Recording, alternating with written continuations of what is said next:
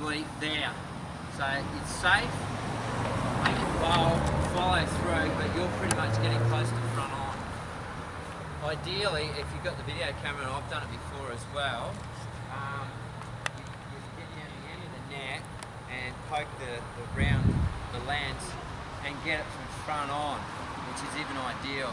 But you pretty much get your front on part of your bowling action from that part there. At the NCC, when they do the biomech analysis, they actually do another one from up top and looking down, which probably couldn't really do here, but I mean, selfie stick. How technical do you want to be? The bottom line is, you want to look at foot line. You want to this with your bowlers. You really want to look at hip and shoulder line. That's the key part, because a mixed action is probably what's going to cause the back injuries. Anything that's mixed. So no matter what their action's like, if their hips and shoulders are in the same plane, if they get the job done and bowling the line and length of girls. So that's bowlers, and I'll get some footage in just a moment. So we'll just go through how to. You know how to use the coach's eye, don't you? Alright, well I can show you how to email it if you want to. So if I took a bit of video footage of Riley, and I've got your email address on, if I took one footage, I can straight away send it to him to home, and he can have a look at it at home. Quality's not as good, alright, but again, if he's one of your rep players and you really want to, you get him to bring in a USB and save it on your laptop and give it to him on USB, so the quality's even better. From a batting perspective, I don't know. Depends what aspect of batting. And I just say that with the study that we did, try and do all your batting drills as an interception. Forget ball drop. Because we play an interception sport, at no stage does a batsman just hit a ball there. So you've got to get, and this is the big part, you've got to get the visual tracking from 20 metres, from there to there. Yeah. So one of the things that we learned in the study was, in doing batting training, make it interceptive, make it over at least a distance where they have to focus and track, and picking up visual cues, whether it's a two-tone ball or a ball that's got numbers on it, or a different colour, or a raised seam. Get them to look for features on a ball, and that speeds up the visual tracking, because then you can introduce things like, most batters these days, and you boys have probably noticed watching the guys on TV, will mumble a cue word, a focus word. You see batters on TV, bowlers coming in and the batter standing there, you can see him mouthing something to himself. So what they're doing now is they're using what we call an internal focus word, or a narrow focus word. And they'll say something like ball or seam or whatever it is their trigger word is that sharpens the focus on the ball. Watch the ball. And most of them now, if you say watch the ball, and hearing him talk about it, is that uses up a period of concentration, and it takes, watch the ball takes about 1 point something seconds, but if you just say ball or seam, it takes 0.3 of a second. So the same amount of concentration that you're doing watch the ball as opposed to one word is about a third. So realistically, your concentration bank is only sapped a third every time you say it. And this is how technical they get, because at the next level, it could be the difference between some players, making 30 and 40, and other players who always seem to go on and make hundreds. Goalkeepers in football do that a lot too. Yeah, all those sort of things you see on TV, are pretty much happening. Yeah, so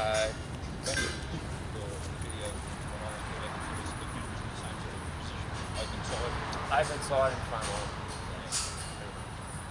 And that way you're getting to see again the hip and shoulder alignment, and also the head position. Like Phil Jauncey talks about, and a lot of players now actually have a forward lean.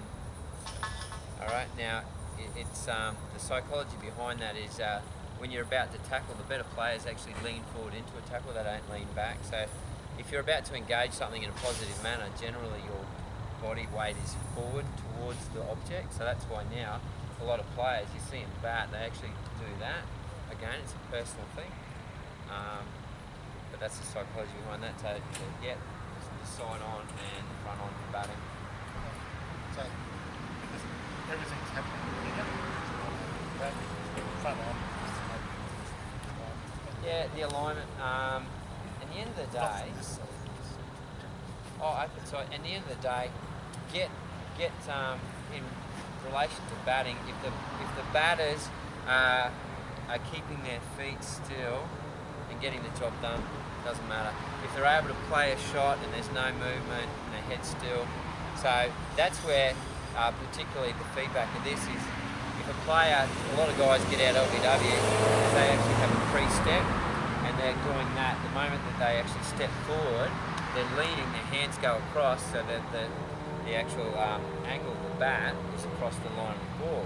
And a lot of that stems from their head, because if you put your head like that, your body, again, it's that motion of whatever way you're sort of looking and leaning towards where your body weight's going. So a lot of guys, and Shane Watson worked really hard on it, was actually just getting his back straight. And that's perfect for that. Oh, yeah, which is pretty.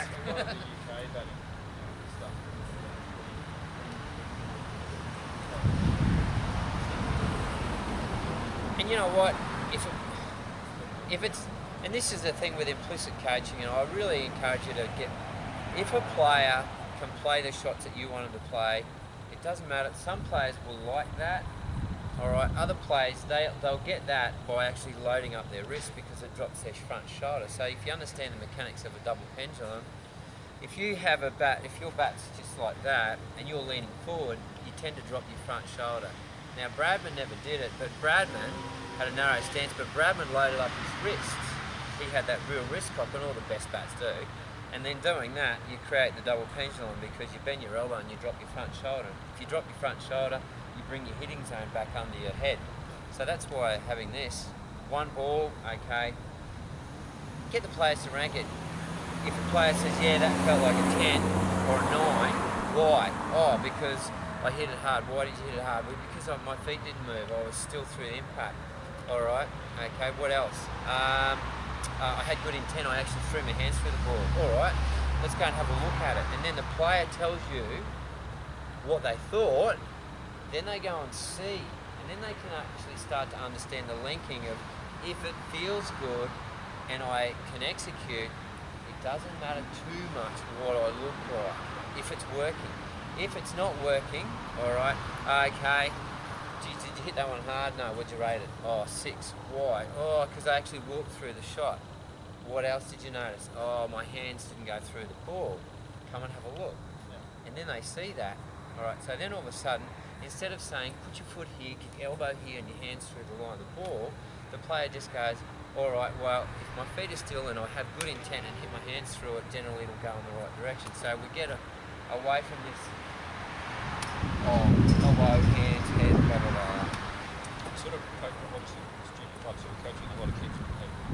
Really noticed last night being leaders, kids were batting, hitting at the ball, but just no base. Really need to just crack away, drive a nail through the back. It doesn't. All right. Okay. In that sense, let them just see themselves. Yep. Perfect. It's just for them to see themselves. Good guys. And you know what? Make up some low balance beams. Some low balance beams. And again, they've got to stand in a driving position, what we call a power hitting position. Someone underarms on the ball, so the interception comes. All right. Videotape them hitting. And if they can stay on the beam and make it a game, all right. If you can stay on the beam and hit the ball really hard, I'll give you a point or 2 points. If you hit it really hard but you fall off, you only get 1 point. And then make it a game to introduce the contest, the mindset of every ball's a contest. I've got to try and win that contest or get maximum points. And that's something that I guess is the new push with coaching, is developing that side of our training. Because we played backyard. When was the last time you had a game of backyard? Exactly. Cricket season, we went home and played every afternoon. Every afternoon. I didn't get home before my sister came home. There you go. Top class. So I guess it's using those things. Use coloured balls. We now use coloured balls. Green means ground. Pink means 6, got to hit it for air in the air. This is tennis ball. We use it even at first class level without, well, some first class players, but a lot of the youth players are using different coloured balls, so there's decision making with these shots. So the ball may be serviced in the one area, but if it's a green ball, it's got to be hit along the ground. If it's a pink ball, it's got to be hit for 6, and if it's a red ball, well, it's your choice.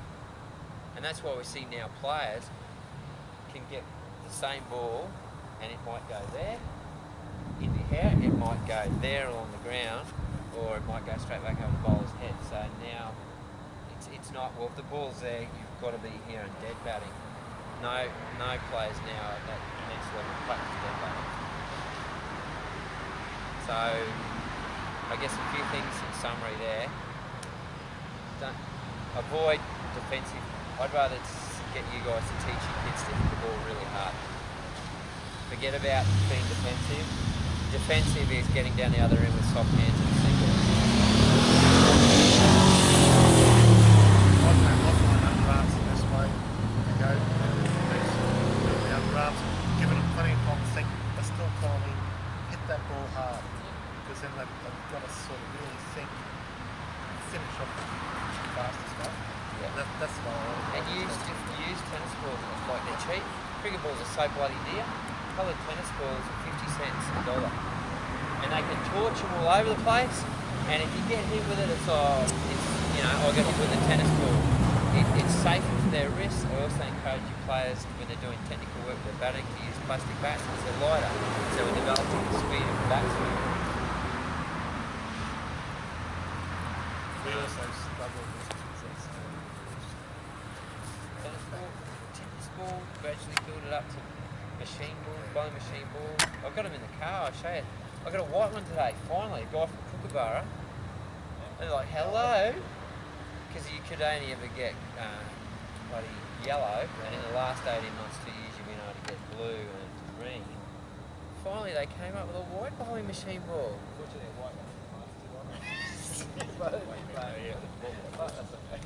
But, and that's the biggest expense is balls. Doesn't matter what level, it's always balls, so tennis balls are a lot cheaper. I don't know, anything else before we do a bit of videotape? Yeah, okay, one thing. Yeah? Just as an example, something came out last night. So one of the bloke from coaching last night, one of the better kids, rep player, lovely hands through the ball. All we gave him was straight drive, full touch. Couldn't snap out of what he was. Lovely what he did. So I said to him after, I said, it's great what you're doing. Don't want to throw that out. I said, what do you like when it's like 2 overs to go and give you 20 runs? So if you drill it, it's just drill it. Don't worry. Just stand it up. Okay, so Don't what? throw that away, but for now, the drill is let's do this. So my question to you is, how do you engage them to do that? By encouraging him, I freed him up to say it's okay to miss the ball. You have the competition, how far he There you go. There you go. get him to beat himself. Yeah, that's it. Yeah, competition.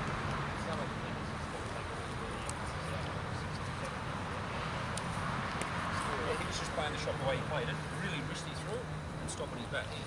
So that's really good. Contact But just wasn't. as you hit the nail on the head, Mick. Get them out there, and if you have 3 or 4 servers, 3 or 4 batters, and then mark it, get your markers out and mark a 40 metre. All right, underarm, you to try and hit the ball over that 40 metre boundary to get your point. Then they get the visual of distance, and he will soon learn that, okay, well, if I just do that, it dribbles 20 metres. If I do that, it'll go the full 40 metres in the air. He'll want to do the challenge. And then, yeah, and that's That sounds more like and you know what, that's the hard part with implicit coaching is planning. It comes down to how much planning you do, but if you're prepared for your players to learn faster, get them out there. In this study, we had 2 control groups. One group of 12 boys did traditional, they did all that practice. My group, we didn't spend hardly any time in a net. We spent the majority of our time out on a field, on grass area, and we just made it all fun, challenge, that sort of thing. Hit the ball as far as you can, hit it in different zones.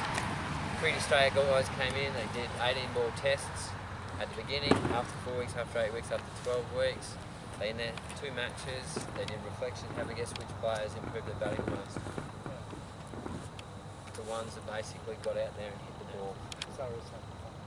Yeah, and that's the other part, they enjoyed it more. So that tradition is sort of called a challenge, which is the man and in a high risk. And that's the hard part, because a lot of coaches, you know, stay in. You know, there's no point staying in if you are not scoring runs. We would rather a kid goes in and belts it and makes 20 off 10 balls than a kid that goes in and faces 50 balls and makes 5 runs. I know everyone claps that kid and comes off, and the coach says, mate, you know, great batting, you batted a long period of time, but it stalls the whole innings. He's never going to get picked at the next level because he can't score runs. The one kid that goes out there and loves to whack it and has fun and scores 12 off 4, thinks he scored really well, he's the kid you want to work with, because if he can score 12 off 4, imagine if he faces 30 balls, he scores 100. And that's your job. That's the hard part, selling that message. If you can tell them that what we're looking for is that kid, and that's the hard part, because some kids think that they'll score 40 off 20 balls every week and they think they've done their job. And that's where you've got to train. Okay, well, you've got to start. What do you reckon the team needs you to do? And then, you know, engage them in that. Well, if you can score 40 off 20 balls, imagine if you face 50 or 60 balls, maybe you can score 100. So what do you want as a scoring rate then? So on average, a kid is going to go... It's improvement, because naturally you might be the kid that can graph, and your strike rate may be 1 run off every 2 balls faced, and that's good for you because you actually don't have the skills at this point in time to be able to score 4s and 6s. Mick, big strong lad, he loves hitting 4s and 6s because he's a good hockey player and a golfer. All right, so again, it's about you improving your strike rate from week to week, you improving your strike rate, because you might go in and open the innings, you come in at about 6 or 7. Everyone's individual.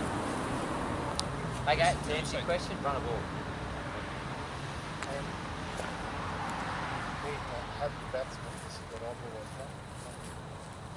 You're thinking when you face a boundary, and then if it's not there, you think single, 2, and then last thing you think of, oh shit, Instant score. Well, Yeah. I'll go 1 point further, Mick. If you're hitting the ball, you should be scoring. yeah. If you're not scoring, you're letting the ball go. Yeah. So if your mindset is, if I'm going to hit this ball, I've got to be looking to score. Now that's after you're set. And this is the other thing, we've got to encourage the mindset of getting set. How long does it take you to get in? You know, if it's good bowling, it might be 6 to 10 balls, but 10 to 12 balls, 2 overs, that's it. Your grace is gone.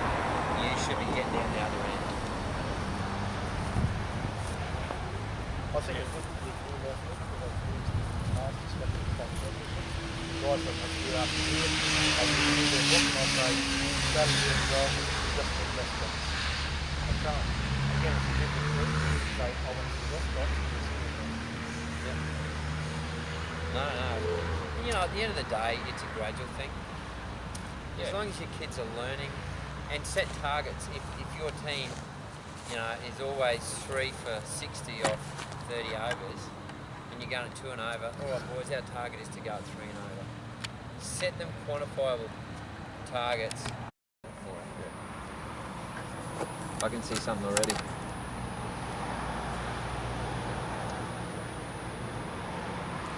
What do you reckon it was? Yeah? So, okay, you stepped into the throw. So when you threw, what did you do? You followed through. Right, I want you to look at that. And I noticed it right back. Look at your wrist. See that? Can you see that with your wrist and your fingers? Right. Let's go back to the first one. Or what we can do. I'll bring the first one up. Yeah, hang on, got it. First one.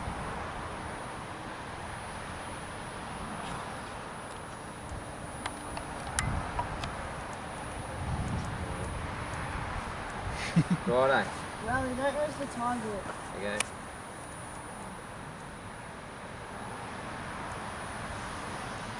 And your grip's different. Look at that. All your fingers are on the ball in the first one, and the second one. But what would I know?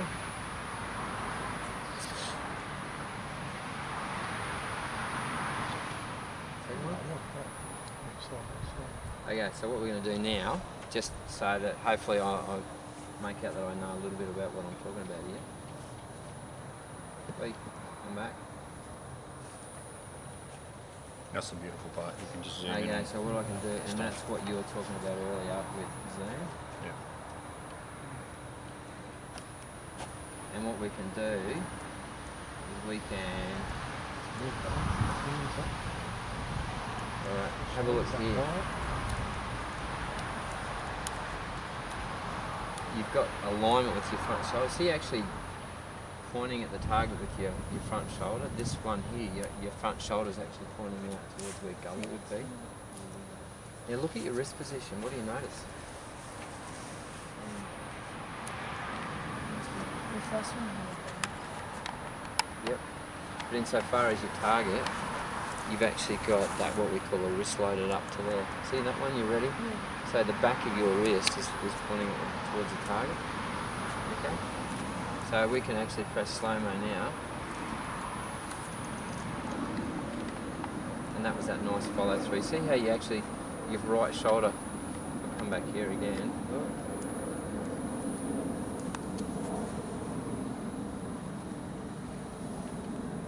Watch how your shoulder goes all the way through, right? All the way through. And that one, it stops short. So you actually get all the way through your target. Okay? And that's what you can, it's as simple as that. And that's the beauty of exactly what you spoke about before. So now if I want to send this to you at home, alright, I go done. I just go share.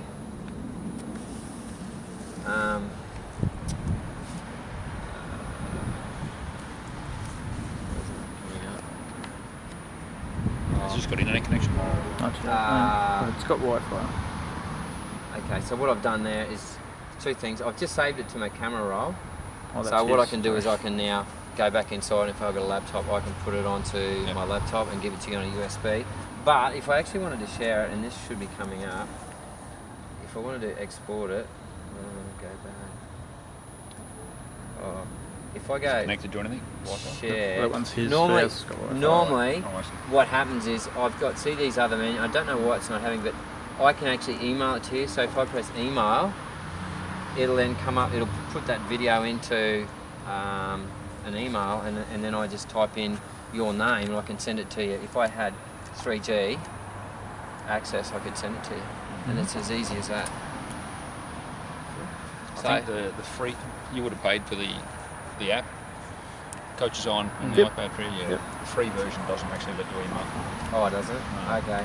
Well, Could just be, so that you bit understand some of the It's other got a whole functions bunch as of well. add-on things after you buy the Yeah. first. And this is the issue I have with Coach's Eye, is that they bloody want you to keep paying for other stuff. So if we come to this, like the stuff like your angles, it should pop up that I've got to pay. You got to pay. I think it's another $7, $8, and you don't need it. Whereas You can draw straight lines and you stuff. can draw, you can draw, highlight different things and blah blah blah. But really, if that's getting too technical. Leave that to the guys at the NCC. Did you learn something there? What did you learn?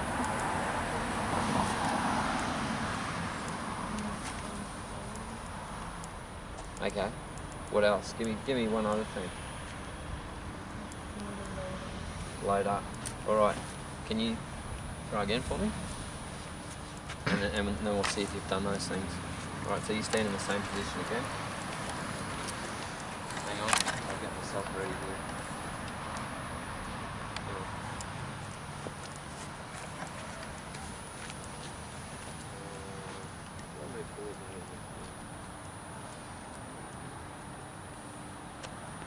Okay. Okay.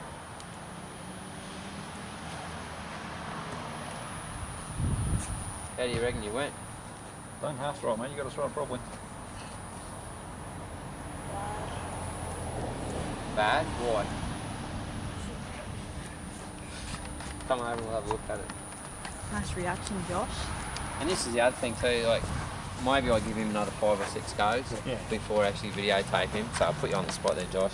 I'll give you another 5 or 6, and then I might say, Josh, when you reckon you got it, I'll videotape that one. And then he can say he's got 6 or however many throws repetition.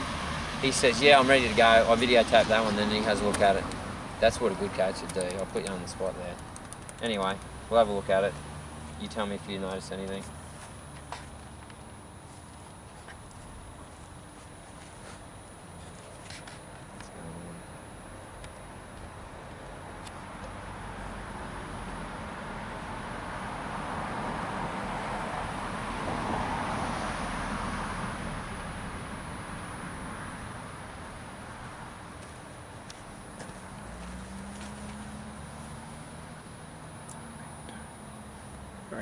You know, something that you've done, and you actually stepped into this throw as well. I know you're worried about what's going on down there, but you actually stepped into this. You started building momentum. So already, subconsciously in your head, you're starting to think about things better. We didn't even talk about that, and that's the beauty of giving some sort of feedback. His brain actually recognises things that we're not talking about. And it's not always where the ball goes. It's how the ability, like how did it feel? And you know what Mick just said there? It's the feel and not so much what happened with the ball. Looking at that, regardless, do you reckon technically you actually threw a better throw? Bearing in mind what you wanted to do, you wanted to throw through with a wrist position, you want to get your front shoulder, do you reckon you actually did that? Look, let's have a look. You reckon your wrist is loaded up? And if we compared that, and we can, I reckon you have. Yep, I thought technically that wasn't too bad. Alright, let's compare.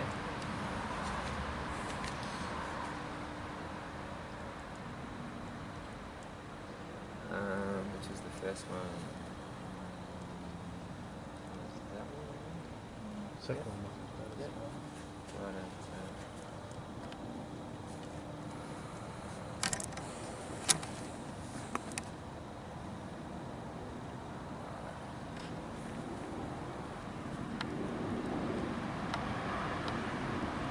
Tricky where you gotta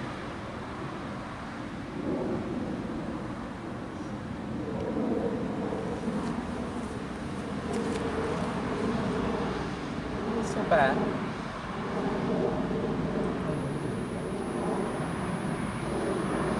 It's in the middle of the two, I think. Yeah. Halfway And this is the point only half your normal with being throw twice technical a is day. sometimes, mate, I'll give you a bucket of balls, you go and throw 20 balls, and I reckon we'll just rank the last 5, give you a score out of the last 5. And that's the classic point of, have we just gotten too technical with our, maybe we have. What would you like to do? I'll go get you 20 balls. How many balls we got? Alright. There you go. And we're going to give you a score, and if you can, we're going to let you throw 10, and if you can throw a score, if you can hit the stumps, what do you reckon's a fair score to get a prize out of 10? Dad loves stopping at Macca's drive-through for the soft serves. Mum won't know if he doesn't say anything, but you've got to keep it quiet. It's not going to happen. But to hit the stumps, you could go like that, and that's really... You got to throw using that technique though. Yeah, it's more of a... What do we got? Okay, we'll count 10. What do you reckon to get an ice cream you've got to get? How many out of 10? How many out of 10? Oh, okay, that's pretty good. Make it 8, mate. Make it 8 and you'll get a flake in it. Right, there you go. 5, how's that? 5 out of 10. But, in saying that, I'm going to give you 1 minute. Sorry, no, I'm only going to give you 30 seconds to throw all 10. You ready? Time starts now. You hand the balls up. Reading balls. Yep. Hand the balls up. Riley, hand the balls up. No, don't go. Okay, stay here, stay here. Yep. Yep, keep going. Yep, good. Yeah, okay, we'll stop the clock. We'll stop the clock. Yeah. You got 13 seconds left. How many balls has he had? 4, isn't it? 4, and what's your score? 2 out of 4. 2 out of 4. You're on target. On target. You're on target. But you've only got 13 seconds, so you've got to speed it up. Ready, steady, go. Oi. Oh no, that's bad. It's done. Might be better bowling it. Josh just lost 3, the leg. 2, 1, and last one, and stop there. 50 cents is safe. All right. Did you feel like you were in a competition? Yeah. And that's the thing. So even in Skill Act, we can introduce competition. How do we do that? Reward and time. And that's it. And you know what? If I videotape maybe your last 2 or maybe the first 2, you know, you think about. I say to you, well, when were your most accurate ones, Josh? Before you knock the stumps So it's over. doing Yeah, first when, ball. not why. When? 4 stumps fell over. All right. So did you start thinking about it too much? All right. So maybe do it again. You know what I mean? Like, engage the player to tell you why and what makes them be able to execute more consistently. Because some players like and want to think about it. Other players just want the ball in their hand and throw hard. And this is where he learns about himself, and we learn how to coach players because he's different than your other bloke. Because the other bloke, he don't care. Just give me the ball, I'll throw it really hard. Exactly. You know, some players want to know the time. Other players want to know how the watch works. You're not getting an ice cream. Here we go. I don't know. I mean, we covered a few things there. Have you got any questions or anything? And there's no right and wrong way. It's just getting to know your players. And did you just have fun those last couple of minutes there? Yeah. So that was coach's eye. That was coach's eye. That was coach's eye. If I wanted to overlay, I'd use the Cricket Australia one. Yeah. I'm not getting that. And I don't know why that wouldn't let me. Normally that function there, I haven't used it for a while, but well, maybe that's it. Oh, Peter's iPhone. Okay, well, there we go. We might have a win yet. Yeah, we're going to have a win here. Yeah, okay, there you go. So now I'm connected, so I should be able to send this to email.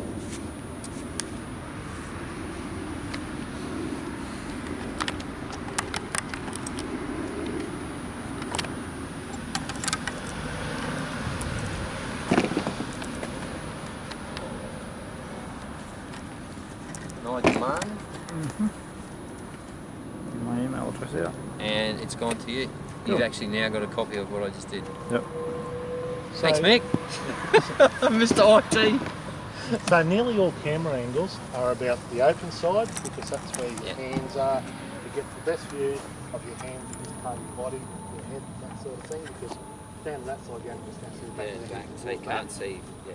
And then anything from front on would be this side as well. And if you wanted to look at things from the back, it'd be the same sort of principle, wouldn't it? Yeah, so you'd be Sort going of, on yeah, third man type. Yeah, Yeah. that bit of an angle. Okay, I just need to repeat it back and then I'll remember. No, I know what you're saying. And that way I actually know that Yeah. I'm on top of Just it. quickly, just for the benefit of people that might be looking at it on the video later, we just do a quick setup of how you might do it for setup for how you do the batting bowl. So bowlers coming in repeating what they're doing. Yeah, just the setup. So I know how to set up. We don't have to go through how it works. Just Oh, how you okay. set them up. Well, so what I would do is if we had maybe a net session and you wanted to give some feedback for the boys, I'd get all of them bowling from this angle, from side on. So yeah, we do what you're doing there. We would come in. Josh, If that wasn't there, we would videotape them open side, and I'd get one bit of bowling footage of everyone on that side. I'd then go down to about a very straight silly mid on and get another bit of footage.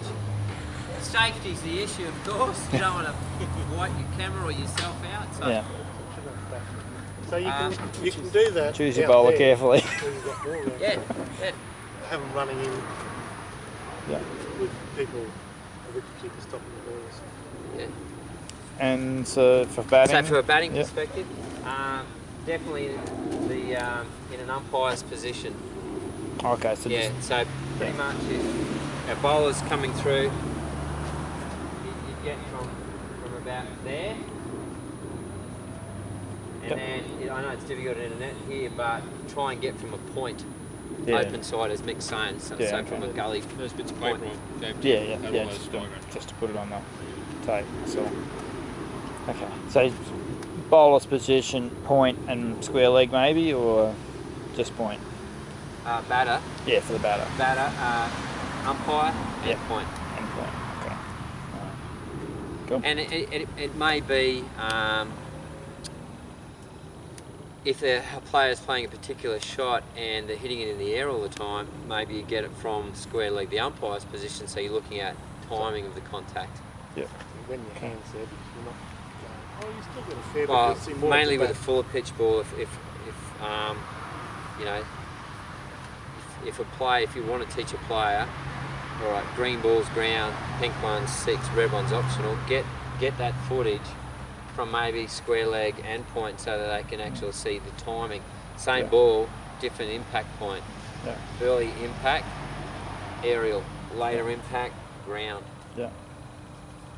Okay. That's good. And Again, a lot of the kids we're working with probably at a lower level than, so I think for the most part it is just for the kids to see, like when I bowl I'm like this, well hang on man, yep. here's the picture. And bring them over, and honestly, do it It's fairly one at a time, because at the level 2, as you know, we just came and they watched the first 5 or 6 of them having a hit. First 5 or 6 of you having a hit, and get that instant feedback and pause it and get them to watch it. And even say, if you're working with somebody with his bowling for those sort of things, get one at the start and keep it, and then show one in 2 or 3 weeks' time where there'll be a big difference. well, that's when you want to email. And Yeah, yeah. And that's the beauty of it, because it comes out with the date and everything on it. And you know what, guys? If you do that, your kids will learn so much faster. They will learn so much faster. And the beauty of it is they embrace what you're doing. And you know what? I bet you want to go and videotape yourself. All right, you'll watch that video footage of yourself on Dad's email, and I bet in a couple of weeks' time you'll want to get him to use that camera or his iPad and do it again. And all of a sudden you're teaching them how to embrace technology and how to be in control of their improvement. So, smarter. Cool. Okay, that's a wrap. Sorry for rubbing on a bit.